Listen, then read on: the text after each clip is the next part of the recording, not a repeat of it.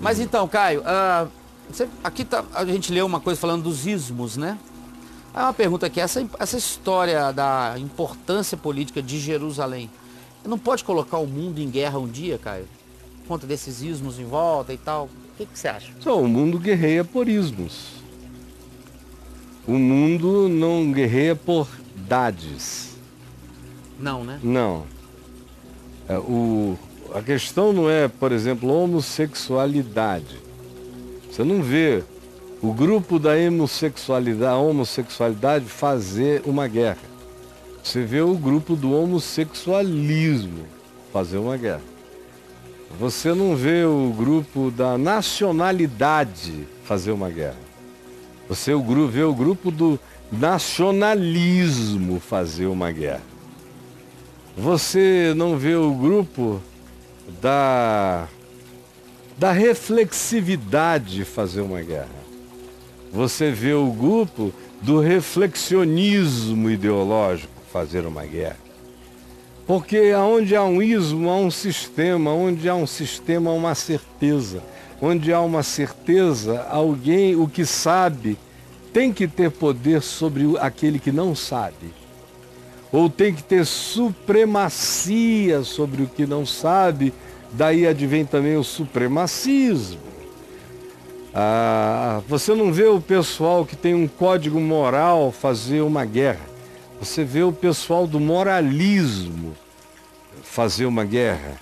Assim como você não vê o espírito do evangelho produzir uma guerra. Mas você vê a devoção ao evangelismo produzir uma atitude belicosa. Então, todo ismo, por definição, por natureza, fecha uma mecânica, um sistema, um pacote. E aí, uma vez que feche, não há abertura para o diálogo. Os ismos são dogmatizantes. São sistematizações que, no fim, carregam tudo para a conclusão dogmática. De modo que fora do ismo, toda a qualidade está desqualificada. Então, voltando a Jerusalém, por exemplo, esse sionismo, que pega tudo ao pé da letra, tudo ao pé da letra. Todos os povos da terra subirão a Sião para aprender a lei.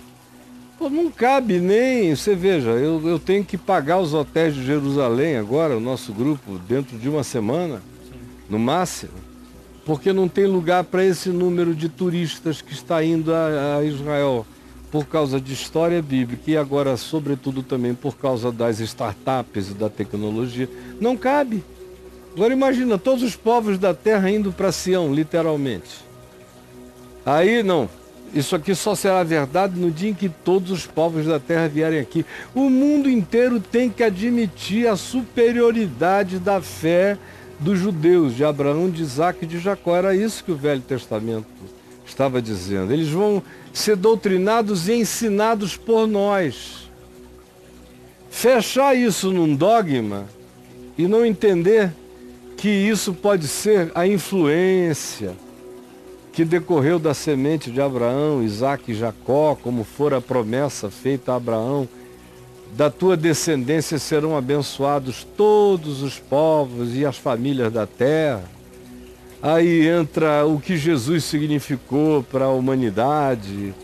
Aí entra tudo que de positivo, em todos os sentidos, a descendência de Abraão já trouxe para a humanidade. Eles, do ponto de vista global, eles nunca produziram uma guerra global, a descendência de Abraão. Já houve muita guerra por causa deles, com ódio deles. Até cristãos já os mataram em grande número, porque eles supostamente foram os que mataram Jesus e que estavam por trás do complô da cruz, toda essa idiotice. E que foi verdade, mas que daí? Quem matou Jesus fui eu, foram os meus pecados. Não é a crucificação que me salva, é a cruz. E a cruz não é a crucificação, a cruz é uma dádiva de amor que já tinha acontecido, como eu digo todo dia aqui, repetindo a Escritura, desde antes da fundação do mundo. E o povo não entendeu ainda até hoje isso. Então, quem pensa com essas categorias, sejam os judeus que pensem com categorias sionistas, eles santificam a geografia. E a geografia bíblica sobre as fronteiras de Israel passam a ser uma questão de obrigatoriedade tê-las e mantê-las em estado de soberania, sendo o território do Estado atual de Israel. Como uma escritura no cartório. Deus falando a Abraão, te darei daqui, ali, para lá, para cá, dá todos os termos de fronteira. Desde até Todas do as norte a sul, coordenadas. todas as coordenadas, todo o GPS, mas tem sempre um se. Se forem obedientes, se amarem, se obedecerem, se guardarem, Depende. então.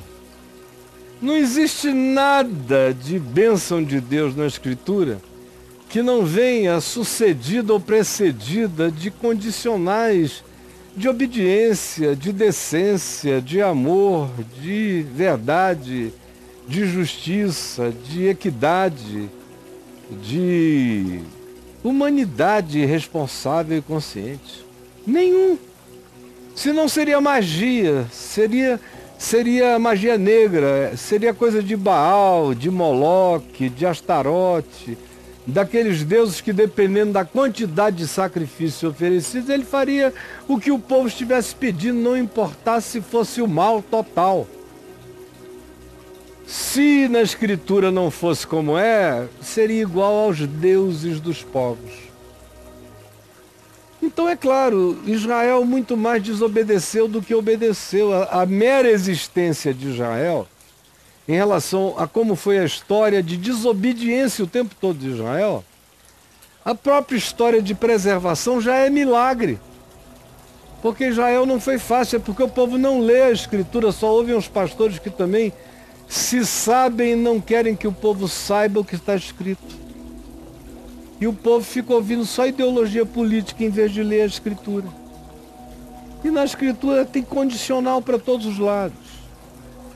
E ainda diz o seguinte, que Israel iria começar a voltar para o chão histórico e geográfico dos seus familiares, ainda na plenitude dos gentios. E durante muito tempo Israel estaria ali, no meio de uma quantidade enorme de outros grupos e de outros povos.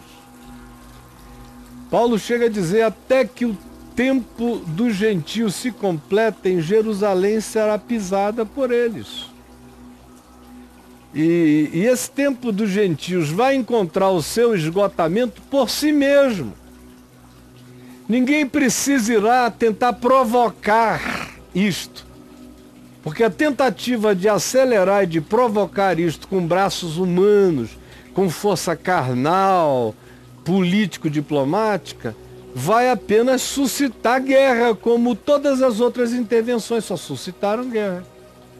Quando a Igreja Católica, para desviar a atenção do que estava acontecendo com o papado e das guerras internas, do enfraquecimento do papado, declarou as cruzadas, no final do primeiro milênio e início do segundo, foi olha lá um balão, que durou 200 anos. Nossa. Olha lá um balão. Durou 200 anos, porque a guerra não parou mais. E as consequências daquele ódio nunca mais cessou. De fato, os conflitos de ódio que a gente tem hoje nasceram não no século VII com Maomé, mas já na virada do primeiro para o segundo milênio com as cruzadas. Foi ali que se estabeleceu o muro de separação geral entre cristãos de um lado e muçulmanos de outro, e os judeus acabaram sobrevivendo mais e ficando mais do lado dos cristãos. Eles entraram no pacote do ódio. Como depois voltaram para lá, até então, até 1948, palestinos e judeus, árabes e judeus que moravam na chamada Palestina viviam razoavelmente bem, sem conflito entre eles. Foi depois de 48, Quando a ONU disse, ó, se tem uma terra para vocês, é a terra de antigamente, da Bíblia, voltem para lá. E eles estavam voltando e voltaram em número cada vez maior, porque se for para morrer, vamos morrer pelo menos numa terra onde os nossos pais chamaram de nossa terra. Mas já estava tudo dividido, tinha gente demandando uso capião pelo uso da terra. Vocês saíram no ano 70, a gente nunca saiu daqui.